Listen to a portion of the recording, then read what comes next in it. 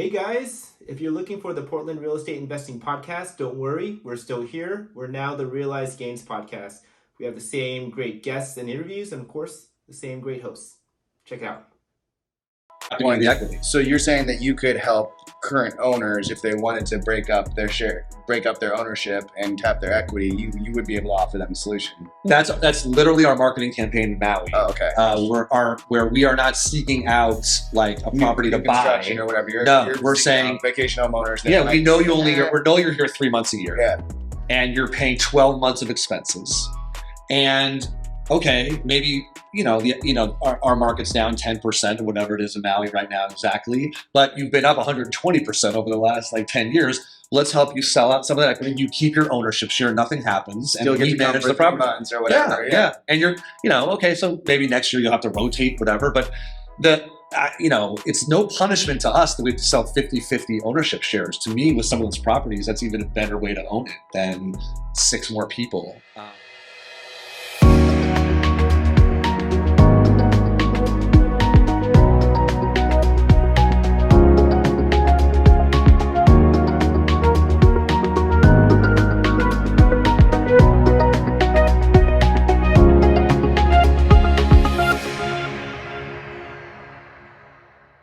Hey guys, welcome to episode 16 of the Realized Gains Podcast. I'm Stephen Tran. I'm a licensed realtor in the state of Oregon and a multifamily investor. And I'm your co-host, Jordan Lee. I'm a mortgage professional based in Portland, Oregon, and I'm licensed in 12 states. And I also invest in single-family homes. And today we've got a super exciting show for you. The guest we brought in is Noah Kirshbaum, who's a agent that's been around for 10 plus years. Yeah. Used to be a chef like myself. And so he has this company called Cohana, and they have a really interesting business model where they facilitate co-ownership. Yeah, no, it's really interesting. Like I said, there's a million ways to invest in real estate, and it's so interesting that he's creating another one, and I know he's doing his first project in Hawaii, of all places, and I know they're expanding. So, I'll let him tell you all about it. So let's just jump right in. Yeah, if you wanna co-own a place in Hawaii, this is the episode for you. Yeah, let's get it. Hey guys, welcome to the Realized Gains Podcast, formerly the Portland Real Estate Investing Podcast. I'm your co-host, Stephen Tran. And I'm Jordan Lee here, and we have our other special co-host, Alex Fan, and today we are interviewing a special guest, Noah Kirshbaum. So real quick, just to start, Noah, can you tell us a little bit about your background and how you kind of found your way? I know you didn't start in real estate. I think you were a cook like myself back in the day. Yes. So maybe you can tell us a little bit about your journey, your story, and how you got going. Sure. Yeah. No. My first career, I was a chef. I worked in restaurants in my 20s, and it led me on. Here in journey. Town, or? No, Portland is one of the few places I lived where I was not actually a cook at all, which is sort of funny. But I was in Boston and then San Francisco, owned a restaurant in San Francisco. Oh, wow. And then sold that around the .com bubble era and moved and decided to sort of bounce around in mountain towns. So I went to Tahoe. Were you actually able to sell for a profit, or was we actually broke even on that. Amazing. And I'll tell you why, because if we'd have waited 3 months, we'd still own it. It would just be worth nothing. No, it was all my dad's call. I wish I had something to do with it, but no. I moved on to some mountain towns. I bounced around and I ended up in Bend, Oregon. Okay. Oh, wow. That's how I moved to Oregon. It was the first time I lived in Bend. I lived in Bend for a long time. And then after that career, I went back to grad school and I got a master's in counseling psychology. And I was getting my license to become a therapist. And a then former partner asked me to help with real estate. And at the time, we were going through that whole short sale, the last a lot of people needed downturn, at that time. And it was actually theoretically the perfect role, right? Because I was more of a therapist in the real estate community than I was as a therapist, because nobody could afford to hire a therapist, and everybody was selling their house in these unfortunate ways. Right. So I became a realtor, and I liked it. One thing led to another. I moved to Portland, and got a job working for someone who. I was working with builders and remodelers and investors, and I assisted him for a year, and we did this incredible amount of transactions and remodels. And then I I What worked year with was a. this about? This was 2012. Oh, okay. So it's been 10 years Wow. that I've been doing this here in Portland. So we did remodels and flips together, and then I worked with a builder for 5 or 6 years, and then I built houses and started doing remodeling on my own. So now I do a little bit of that. I do a little bit of brokering, and I've got this new co-ownership business, which we'll talk about today. Yeah. And so it's been a fun, really exciting 10 years. And if you'd told me I would be doing this now, I would have said no way. But now that I'm doing it, I love it. It's been a lot of fun. What a journey. Yeah. Awesome. That was Thanks just for sharing that. really wrapped that up nicely, actually. I kind of like how I put that together. But yeah, no, thank you. It's been a fun journey. Terrific. Well, tell us a little bit more about specifics to your experience around investing.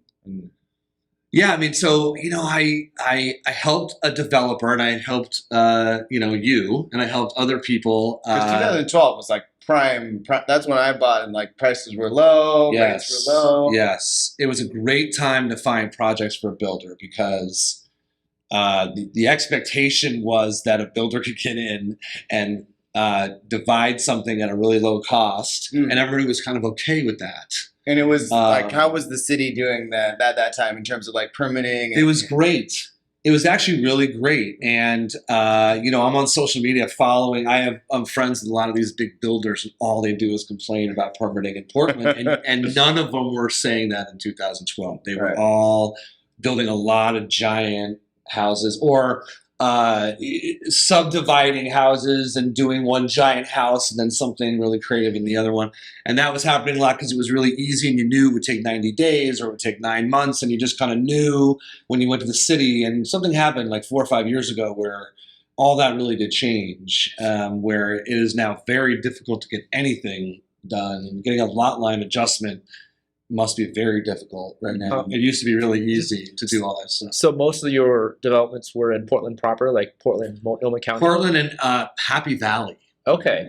Happy Valley, we did. Our builder lived in Happy Valley. So we helped him, like a whole Barry Avenue is a street where we helped him build almost that entire street. Wow. So stuff like that. It was a lot of, I learned a lot. What were your roles specifically? Was it in the acquisitions, helping project manage? The buying of the land, and then there was some design, questions and stuff, but it was mostly then selling the product that he was. Yeah, I mean, it was a really interesting job because you worked really hard to find something, and then there was nothing for like 9 months. Right. Luckily, this guy was churning and burning, so to speak. He was buying lots and building and building and building. So we were really busy. I mean, that's a quick turn time, cool. though, to go from acquisition to being able to sell again in 9 months. Yes, I will tell you that he was a production builder, but did custom style. So it was the kind of the best of both worlds, and everybody.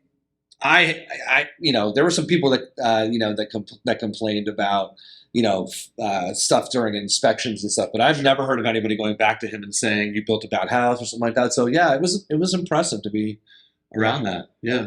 What's interesting is as that last cycle of the recession started back in 2007, and market was bleeding. Government loosened up. They were willing to take on. I remember seeing a lot of builders shut down. Right now, I mean, they lost a lot of money. Some of those production builders who were overextended, and as soon as the market turned, they couldn't carry anymore. They lost their projects, which is I don't think we're going to see the same thing in today's market, but we are seeing a shift, right? And what I heard Noah in this experience, right? You go in deep now. This is an opportunity time to get in and do some projects. That's cool. Right. If everyone's building in 2008, right, and then nobody's building in 2012, when's the good time to build, right? Exactly. Right. Well, I mean, it's going to be interesting. Like theoretically, you would find really good projects. It's going to be interesting to see what those projects cost.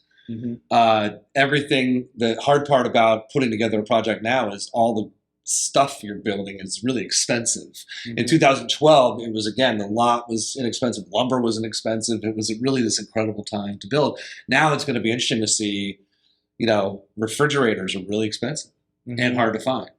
things like that. So, now being an investor, you have that extra added issue of, your costs are going to be up, like 10% because of just regular inflationary conditions right now. So it's an interesting time to be an investor. So you took that experience, and it sounds like you're working on an interesting project right now that I think a lot of our listeners don't really have a good feel for because it's not super popular in our market. Maybe you can explain what you're working on and how that, how you think it's going to continue to get more popular. Well, sure. So, the millennial age folks in the room, that's all of you, right? Yeah. It's not you and me. You're close. I'm But you're millennials. You're millennials. I'm a Gen X, man. He's a geriatric millennial. Yeah, like it's just right on the edge. You're a customer. Sharing is a popular concept, right? So you're sharing cars.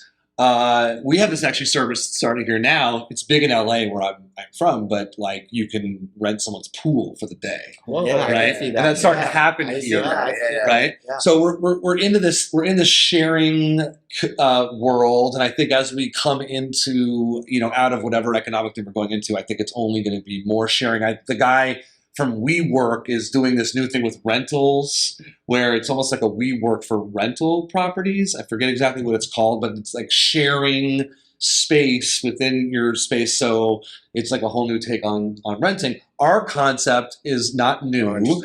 It's sharing of ownership in vacation towns. Okay. And specifically, theoretically vacation homes. But when I just paused because it would be, condos, apartments, those are all sort of counted under vacation homes. Think like Black Butte, where you buy a quarter share in a house. Exactly. Okay. So the difference between what your current system in Black Butte is, so that's technically timeshare. Okay. Why that's timeshare is you own a quarter of that deed. And at any time you can sell that quarter. Okay. So the value of the home is constantly being affected because you're taking out a portion and selling it. And so it's hard to get a read on what the value of the house is because if I just want to get out of this deed and I sell it for something ground floor, I've now lowered the value of the home. And actually you can see, if you look at the stats, throughout time, all timeshares lose value other than the owner of the actual land and real estate. That person usually makes the money. The person that owns the share usually sells it for a loss. Our idea is to have owners participating in owning a real estate, going in at a price that makes sense, enjoying the vacation home for a period of time, which is 8 years, and then selling the whole house. So you're signing a contract to share this home with other people for an 8-year period of time.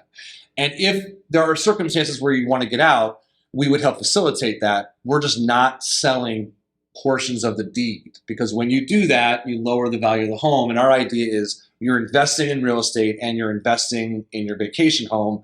You're enjoying your vacation home, then you're going to sell it for a profit. And so there's other companies that do this. There's a big player called Picasso out there, but they also sell the shit. They don't do whole ownership. They will sell the deed. Okay. Sometimes they will. They're starting to change their model, but up until now, it's you're owning portions of a deed. You don't own the deed as an LLC, and that's what we are. So we're an LLC with members who own a home for an 8-year period of time, and then the whole home is sold at 8 years or at a period of time where we advised you're going to make money on the home. Yeah, I was gonna say like depending on the cycle and where we're at, 8-year might not be the best time to sell it, right? So those owners say in that if there was a dip at that point, do you renew for a certain amount of time or you write it out? Okay. And it would have to be in our agreement. It would have to be 100% agreement on what that period of time is. And if there isn't, then then we'd have to sell the home. We would prefer not to do that. Our name is Cohana. Okay, so part of us is Hawaiian and part of us is from Oregon. And Ohana is really a word that we use on purpose because we're both family guys, we're family people. So we're trying to create the anti-Picasso in a way, which is this big corporate Zillow type, like where you're, and everybody that buys with them seems to love them.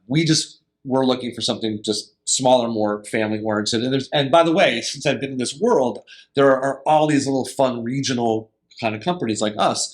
There's a company in Northeast that does this. They're really great people. We're friends with a guy that does this in Mexico and now kind of Florida.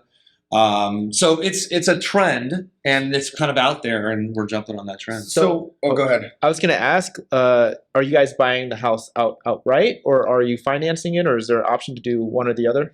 There's options to do one or the other. Okay, so the example I'll give you is we're talking about building a home in Maui.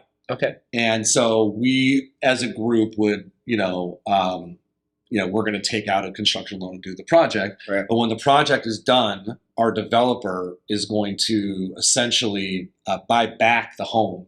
And then he's going to offer seller financing for shareholders in this home. So it's actually, as an investor, it's just really interesting. It's like a triple play, right? Because you're building a home. So if you do it right, there's an ROI built into that. Then you're going to refinance that and be seller financing to two owners who are going to owe you for an 8-year period of time. They're going to pay you a monthly fee that makes sense for your investment. Then in 8 years, you've now deferred.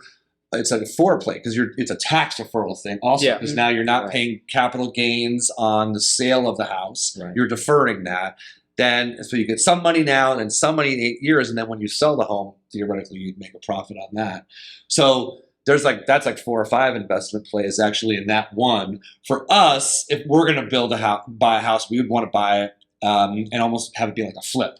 So we'd kind of buy something that's a little bit undervalued. We would make it look like a Cohana home, and then we would sell it to shareholders for some sort of profit built in, and we would just be super honest about that. We would be flipping the property theoretically. It would be a luxury property, but it would just be flipping in that sense. Mm-hmm. So that's like ownership investment. And then if you're a buyer and you're an investor, you're investing in the future value of the home, and then you would get to use it while you're investing. And there are very few real estate plays that are like that, where you get to use your investment. And you know that, Alex, because you're an investor. You usually invest it and sell it. You're totally unemotionally attached to it. Yeah. In this case, you can get slightly emotionally attached to it because you're going to be using it for 8 years. Right. And hopefully you've done a good enough job of keeping good care of it. And we do it as a company. We help with that. Mm-hmm. And then we sell it for a profit. Do you help in in that part of respect to the maintenance of it? Is there like reserves that are built obviously for that? So we're the property manager. And we're the management company for the 8-year period. Yeah. So that's how we stay involved. Yeah, cool. So we're talking to a company, a guy that I know who wants to buy a house in Destin, Florida. And so how we would do that is that we would partner with local companies in Destin, Florida, and create a team where we're managing that, in-house. And then we would provide concierge service, which essentially would be a phone number that goes to someone with Cohana Homes, and anything you need help with, we would help you with. Yeah. So the difference between us, the three of us, just making an LLC and buying a house together, getting a loan, versus going through you guys, is that you guys provide all the maintenance and set all the contracts up and make the partnership. And manage that partnership. And so in doing research when we were building this up, that whole end game concept is what makes it hard for buddies or friends to do that, which is how do you get out of this? Right. Mm-hmm. Okay. And again, if you sell off the fractions, you hurt your investment. And sometimes you lose friendships or family members or whatever because of fighting over stuff that would be better if there was a middleman. So, and that's what we would provide. And also the legal stuff, I will tell you, this has been a fascinating experience. So our company is a Hawaiian company right now. Mm-hmm. So we were turned down by like 5 legitimate legal firms in Hawaii for creating our contracts because this is so new and I was telling you guys earlier that some of the parts of Hawaii are having a problem with this. Are we doing securities? Are we not doing securities? Right. Are we selling real estate? Are we not selling real estate?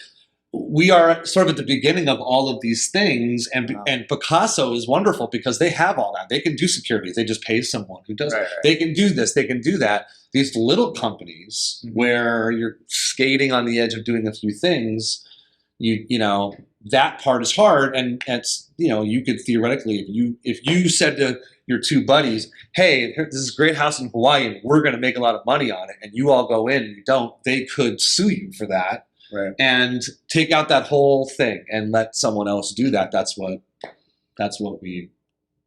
service we think we're providing. Oh, so basically all your investors are kind of like silent investors, like they're not in the process of building or making decisions. They're leaving that to you? Yes. Okay. Yeah. And it doesn't have to be that way. Like this family, this group and family in Florida is all one big family. So I think that they do want some sort of say about how each other coordinates and things like that. But we would still help facilitate that. Maybe you said this and I missed it, but how many shares or how many families or everywhere is different. Okay. We think 4 to 6 is like the sweet spot. It looks like Hawaii is going to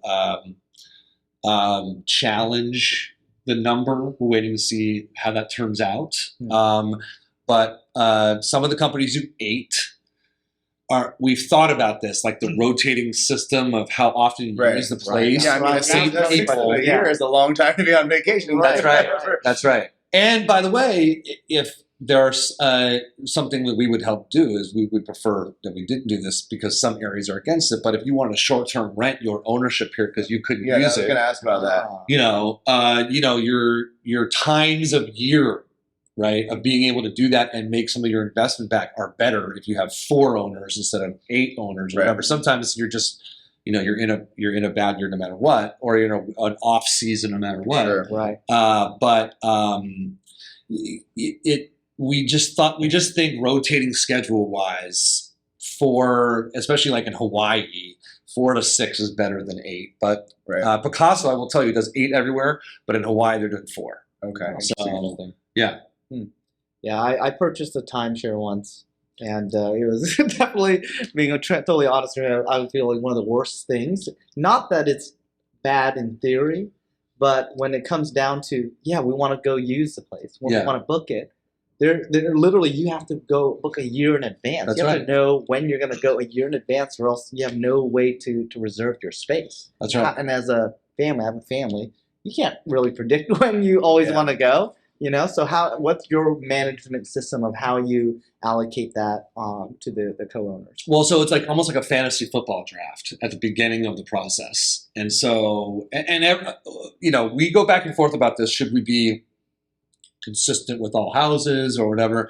It just doesn't work that way. There are some areas where a person would go for a month at a time. So why would we make it 2-week intervals if we know the owners will go for a month? So we're flexible. The idea would be, like when you own the house, before you close on that home, you're going to know your schedule basically for 8 years. Wow. So you're going to know that takes out that problem. We're going to start making and in the neighborhood that we're building, exactly. In the neighborhood that we're building in Hawaii right now. So it has its own pool, it has its own gym, has its own little facility, it's connected to the Kanapali Golf Estates, it's got its own thing, and you can use that anytime you want, but then you can just start booking things in a healthier way because you kind of know what you're going to be doing or not. And even when I go to Hawaii now and I stay down the hill at the hotel, which I love, looking up at that neighborhood, I don't know if I'm going to get a room by the pool. I don't know how long it's going to take me to get a space at the gym or whatever. You know what I mean? And all of this is you own it. You have all those facilities, and it's like having your own little hotel in some of these places. But you were saying, sorry, I went off on a tangent, but you will know your schedule.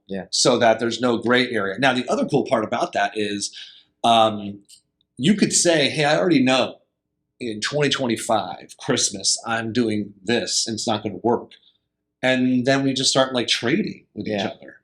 And then, now you become this own little ecosystem. What we'd love someday is so many relationships, even with other companies, where it's like you can't go to Hawaii for your week. So maybe you want to go to Florida. We find you a house in Florida, and then we have this exchange system going on. And that's one of our long-term goals. And I just think that'd be such a cool way to, run a vacation company. Yeah. So there's a lot of potential with it. And it's all based on sharing, and just jumping on the sharing trend. Interesting. Yeah. What do you think about the so in the last 10 years it's been since Airbnb? I don't know when Airbnb was around. Yeah. It totally changed the landscape of going on vacation, right? Yeah. We're all staying in houses now instead of hotels. Do you see like a big difference in trend in the future with vacation? Do you see consistent traffic? What are your thoughts on that? Well, I'm noticing a lot of towns are getting rid of Airbnb. Yeah. Right. Specifically Airbnb. Yeah. Maybe not so much like VRBO. I don't know if there's like a short-term thing in general. Yeah. But and so there are some places where unless you stay in a hotel, the only way for you to access your own ownership of a place is to own the whole house or to have one of these arrangements that we're talking about, because they're gonna take away short-term rental. I'll give you an example. I think it's become I think people have sort of abused that system, which is why it's being taken away. And I think our solutions like ours, we bring in people that want to they're owners. They want the community to be better, you would think, right? And a lot of these Airbnb type owners, they buy their house and then they're gone from the community. And I think the communities are saying, we don't like that. And we're hearing that a lot. We're following the trends of some of these other companies that are doing what we're doing, and they're getting bite back because they're doing breaking up ownership and doing short-term rental. And the communities are like, whoa, that's just like way too much. Can you do, we just want to do one or the other. And I understand that too. So the short-term rental business, I think I don't know if it's on its way out. I mean, I don't know what you guys think, but I would be very weary to buy Airbnbs in certain places now as an investment, Yeah, I mean, it seems like definitely certain areas are not happy with it, but then smaller towns where it's not a travel I was going to say Portland Metro, absolutely not. Right. I have one in Troutdale, Oregon, totally fine, no issues. Yeah, right. That's true. The smaller towns, and you don't have to think of it as a vacation rental. People are there for like weddings or visiting family, etc. So yeah, but also I am seeing a slowdown in general in short-term rentals, so it's getting a little. Just be weary, and know where you're buying, because nothing will be worse in 2 years from now. You finding out that like Gearhart is getting rid of short-term rentals on the coast, and now you've got this house. Now what do you do? You know. Yeah. The slowdown you're talking about, is that like occupancy? Yeah, occupancy. Like I was booked every single weekend all the way until now, and now I'm just seeing a big slowdown in general. I've heard kind of across the board that like most Airbnbs are dropping like occupancy 40% year over year. And I think it's just because people are just like buckling down with their money, preparing for a recession. So people are trying to find creative ways to make money with their short-term rentals now, converting them to midterms or maybe getting them rented out long-term. I mean, for me personally, I booked Airbnbs when I'm doing like group travel, where I really want to share space with more friends where we can be cohesive together. But I personally prefer a hotel life. Yeah. I prefer a hotel management. I mean, it depends on how many people you have. Yeah. Right. That's true. Yeah.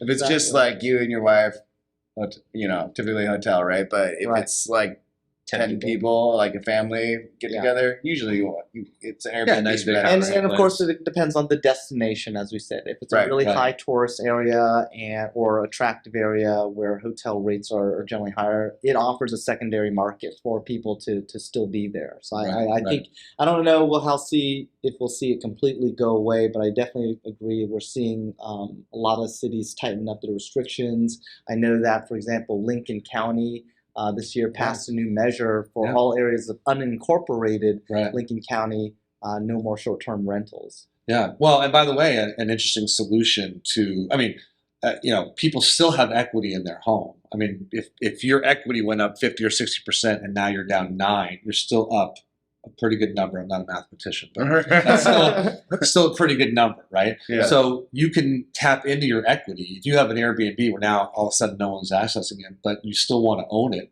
this co-ownership thing is an interesting idea because you can keep your ownership and you can still short-term rent theoretically, but you can sell out other ownership shares, take that equity, do other things with it. Yeah. Or do seller financing, sell, ownership shares. Yeah.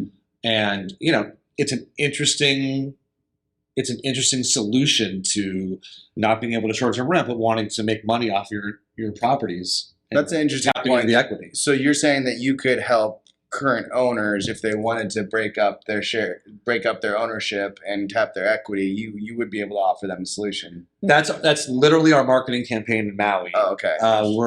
Where we are not seeking out like a property to buy or whatever. We're saying vacation homeowners. We know you're here 3 months a year. Yeah.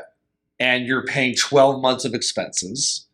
And okay, maybe our market's down 10% or whatever it is in Maui right now exactly, but you've been up 120% over the last 10 years. Let's help you sell out some of that equity. You keep your ownership share, nothing happens, still and get we to manage the property. 3 months or whatever. Yeah. And you're, okay, so maybe next year you'll have to rotate, whatever, but it's no punishment to us that we have to sell 50-50 ownership shares. To me, with some of those properties, that's even a better way to own it than 6 more people. Where half the year you're going to be there, half the year and you can do it that way. So yeah, in that sense, you would get your 50% of the equity, and you would still be able to use it the same amount of time. Interesting. Yeah.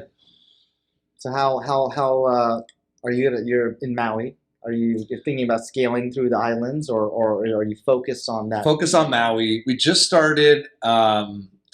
We talked to an area. I'm going to wait and say which neighborhood, Bend, that we think this would be a no-brainer. This kind of concept.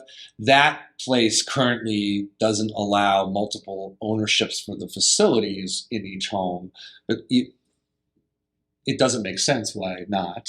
They want people using the facilities, so they're thinking about it, and we're talking to them, and that would be great. So we're focusing on those 2 areas, and but it's interesting. I think you brought it up earlier, maybe, but if the LLC or the corporation owns it, there's only one owner. You have several members, right? And how you decide to manage it between your members is completely between you guys. Absolutely, right? Absolutely. I mean, and there are some neighborhoods that don't allow LLC membership, but most neighborhoods do. Most neighborhoods do. So as a restricted covenant, they don't allow. Just in HOAs, HOAs are kind of hardcore, and then they'll restrict how many members can be in an LLC if they want, and some don't, and then changing those rules makes it harder. And so those are kind of the neighborhoods that usually get targeted for these kind of ownerships because, but then some neighborhoods from the very beginning are really hardcore, and that's just the way. I mean, for example, in Bend, we were talking about before, Tethero is a beautiful neighborhood. It's got gorgeous golf course and facilities and stuff like that.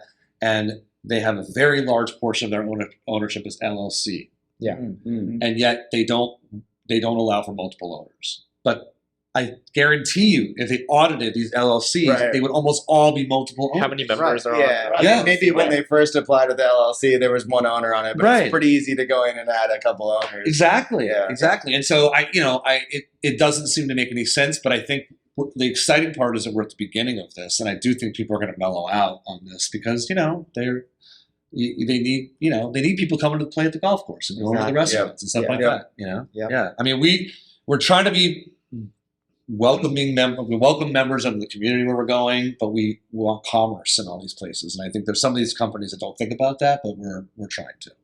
I'm curious about the business model. It seems like right now you're getting investors to come in and then you're locating a property and then doing the work. Have you thought about getting the property and doing the work and then finding the investors to come in? Well, yeah. So we're building this house in Hawaii, and so Yeah. theoretically, that would be that. Is there not a group of investors for that right now? We don't have owners yet. Okay. It's just us as investors. It's my partners in the company and I are building this house. Yeah. So that's the ownership. Portion. So we're just gonna start doing it that way.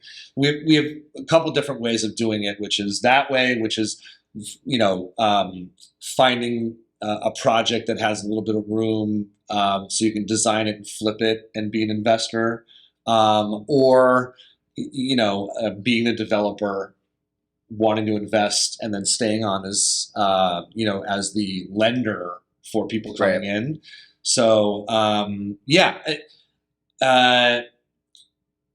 the issue for us, if I'm just being perfectly honest with you, at the beginning of a company is like, what's the best use of our money? Right. Yeah. Right. Mm-hmm. So if we were to put 30% down on a vacation home and own it, and then sell the shares, we would need to be short-term rented before we did that, because that's a lot of money to have into. I mean, let's say it's $1 million property, right? So now we're at $300,000, and so that's $300,000 that isn't being used in some other way. So what's the we went back and forth about what was the best use of our capital to start that process, and we decided it was to build a house, because we're going to build a house in Hawaii. We're going to sell it for the company, but we can utilize that to put the word out that we do this in other ways, and hopefully it's a better use of our funds than putting it all into a vacation home and then trying to sell that. Yeah, I think someday we will only do that. Hopefully we will be successful at this enough where we will only go out and buy our own house and then sell it. Yeah. But here as a startup, we had to make a decision, and we really did think about that. But we decided to partner with someone and build a house and do it this way. But there are a lot of ways to do it. Yeah. Interesting. I don't know if that answers that question. No, that totally makes sense. Yeah. So kind of randomly switching gears here, a lot of our audience are kind of first-time investors or thinking about getting off the fence and getting into investing. It seems like you've done it in a bunch of different ways. If you were to give some advice on how to get into it or get your toe wet, what would you say is like the easiest barrier of entry or best technique? I mean, the easiest entry would be to find someone who does it really well. Like an Alex, and say, well, I've got X amount of dollars. Can I partner with you and do this together? Mm-hmm. That is how I did it first. There was a great guy still here. His name is John, and that's what we did. He had his skill, I had my skill. We did our skill together. And how did you know that you could trust John? Had you worked with him for a while? I didn't know I could. I trust. Yeah. You didn't write up some contract or anything? We did. Okay. We had an LLC agreement, and we had a contract and all that, but I did not know. I asked people, and yet I still didn't know. And it was fine. It was fine. And he's a great guy, and his brother was the actual builder, and he did a fine job, and everything really luckily worked out. Mm-hmm. But it really could not have. Here's what I will say: if you're asking about that, I would say the better way to do it is to know the person and see the projects and all that. Sure. There was a little bit of that because we were working with a builder together, and we kind of knew people. So I had a little bit of, I knew that he could do these things. Yeah. But there really was a lot of faith. I mean, there's always risk, right? Yeah. You always got to take a chance when you get into investment. Doesn't matter like what area it is, whether it's trust, faith, or just money or market. Like there's some risk that you're going to take, and it just goes to show you got to take the risk, right? Yeah. You do. Yes. It's scary, but if you really want, you can put your money into like a savings account or a bond, and that would be really simple, and it wouldn't be as much fun. Right. And the profit wouldn't learn anything. You wouldn't learn a skill. And also, as you get into investing, you start to learn other parts of the business where, like the seller financing thing, or holding a property and not selling it right away. How many projects did you end up doing with him afterwards? John? Yeah. We did 4 of our own together. There you go. And we made a lot of money. Yeah. No, and he was great. I'll say, if it works out, you make a lot of money. Yeah. If it doesn't, you learn something. You do. So, there you go. You're paying for education, right? That's what my brother always tells me. Whatever failure you have, this is your master's degree in learning how to be a savvy investor. Yes. And I'll go back to what Jordan mentioned, that having that LLC agreement, a written agreement between partners is really important, because I've seen this happen where my friend wants to invest with their family member. Family member's a very handy person, says they'll do all the work, and of course, things happen, right? Capacity, time, money, things don't get done right away. And it's really frustrating when you can't point back to anything to say, look, this is what we agreed upon. Here's your end of the bargain and what you committed to doing. So I definitely do recommend, it's important to have a formalized agreement in writing before you enter into a partnership. Ideally, a legal, really a legal document, LLC. And I say that because don't just pull one from Google and fill it out yourself. And I'm not saying that won't work.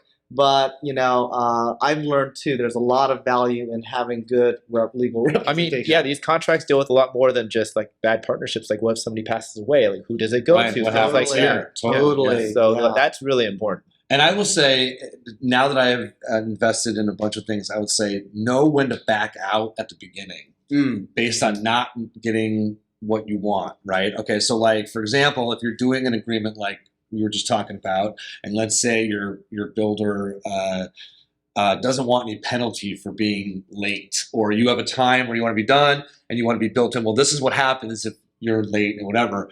And the builder says, no, I don't want to do that. Okay, and let's say you're uncomfortable with that. I would just, back out of that project. Find someone else. Find somebody else. Find another project. There will always be another project. And so if you at the beginning don't get everything that you want, it really will come home to roost later on when you need that thing that you wanted and you don't have it. Right. It will come up every single time. And so that is something I didn't know I could do, which is just go, I don't want to do this anymore, Yeah. And then, you find another project. Now I know that, So I would ironclad LLC agreements, pay for the lawyer, do all that stuff.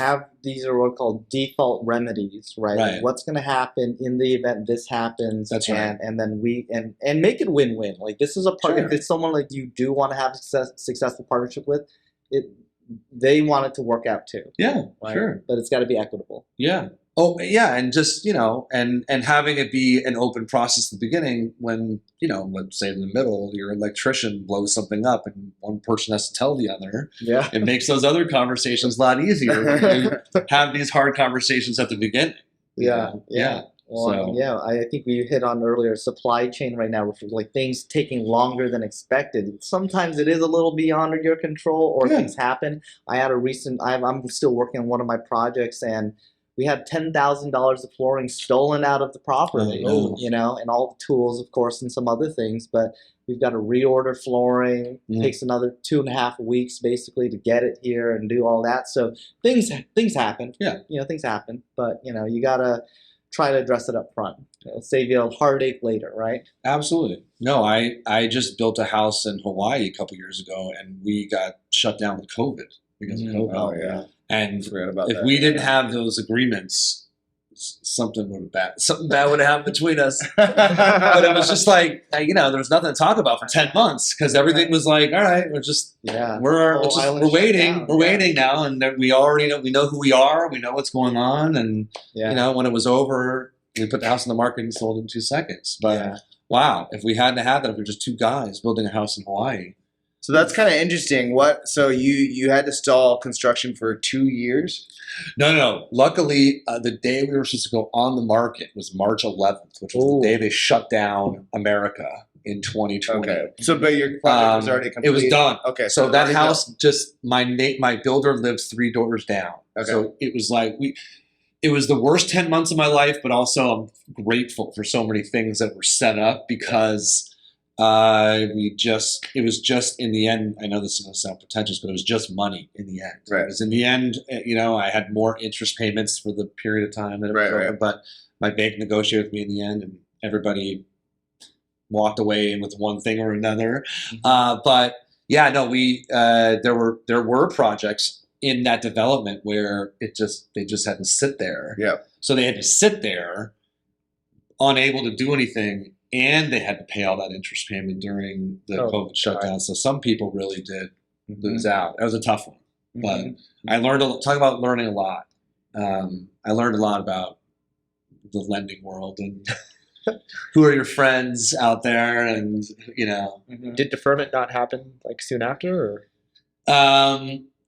So with that particular lender, no.